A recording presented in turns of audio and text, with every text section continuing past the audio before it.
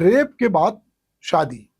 दरअसल हम इसको रेप कहें, बलात्कार कहें या आपसी रजामंदी कहें, ये हम नहीं कह सकते, क्योंकि जो हमारा समाज बदल रहा है इसमें सोशल मीडिया के जरिए बहुत लोगों की दोस्ती होती है, या कहीं काम के दौरान लोग मिलते हैं, आपस में वो एक दूसरे के साथ प्रेम जाहिर करते हैं, सेक्सुअल रिलेशनशिप बनाते हैं, और जब लड़का शादी से मना करता है तो लड़की जाती है और उसके खिलाफ एफआईआर दर्ज कराती है और कहती है कि पिछले कई सालों से ये मेरा दैहिक शोषण कर रहा था और इसने मुझे शादी का आश्वासन दिया था। ऐसा ही एक मामला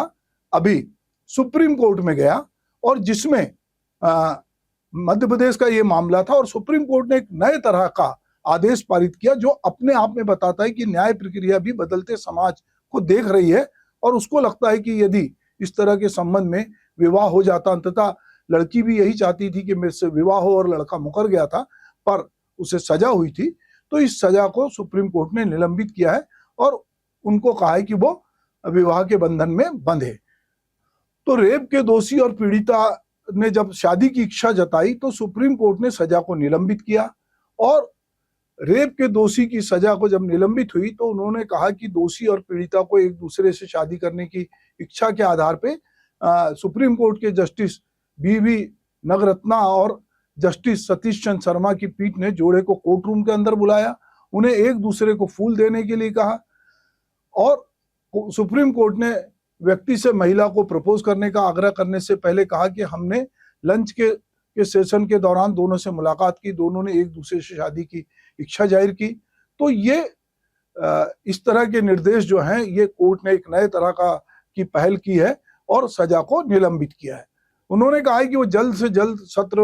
न्यायालय में जहां से उनको सजा हुई थी वहां जाए। कोर्ट ने निर्धारित अनिवार्य अवधि के भीतर चार्जशीट दाखिल करने के निर्देश दिए हैं। शादी के जो विवरण है वो अपने परिवार के साथ मिलकर वो तय करेंगे, और तब तक उनकी सजा निलंबित रहेगी। अगर वो उनका दाम्पत्य ठीक हो जाता है तो ये सजा खत्म हो जाएगी, क्योंकि जो लड़की ने आरोप लगाया तो वो पत्नी बन जाएगी। तो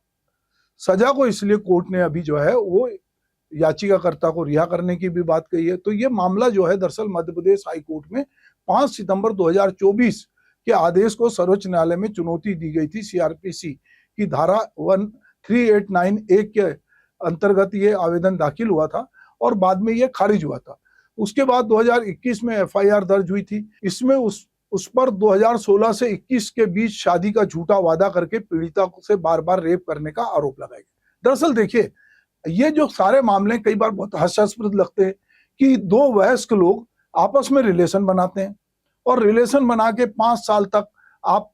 जो है एक दूसरे के साथ रिलेशन में है, आप एक दूसरे के साथ दैहिक संबंध रख रहे हैं, और जब विवाह के लिए लड़का मना करता है तो आपको लगता है कि उसने बलात्कार किया। बलात्कार की परिभाषा बदल रही है। बलात्कार में बलात्कार जबरदस्ती किया गया जो कृत्य है वो बलात्कार है, पर यहाँ लड़की को झांसा दिया, झूठा आश्वासन दिया शादी का, और वो थाने में जाती है और एफआईआर दर्ज होती है। अंततः लड़की ये चाहती थी कि लड़का उससे शादी करे, और लड़की को भी लगा होगा, क्योंकि हमारे यहाँ समाज में अभी भी इतना सुधार नहीं आया है कि कोई लड़की के साथ बलात्कार हो तो समाज, या कोई लड़की किसी के साथ चले जाए तो उसको बहुत अच्छी दृष्टि से देखता है। अंततः लड़की के परिवार को भी रियलाइज हुआ होगा, लड़के को भी रियलाइज हुआ, और दोनों ने कहा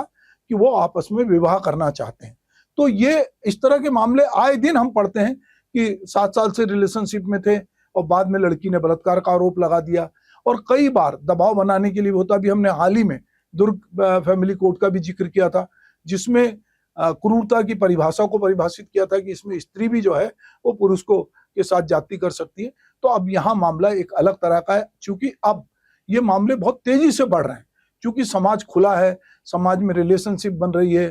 तो ऐसे में लड़के लड़कियां आपस में साथ रहते हैं, साथ में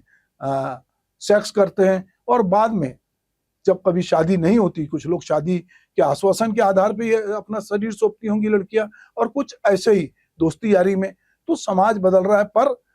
अंततः लड़की यदि उससे शादी नहीं हुई और वो रिपोर्ट करती है या कहती कि मेरे साथ छेड़छाड़ हुआ, तो ऐसे में लड़के के खिलाफ कार्रवाई होती है। पर यहाँ सुप्रीम कोर्ट ने इस पूरे मामले को बहुत अच्छे ढंग से हैंडल किया है। ये हमारे बदलते समाज और जो उसके साथ जो हमारी कानून व्यवस्था है उसके भी नजरिए को प्रस्तुत करता है।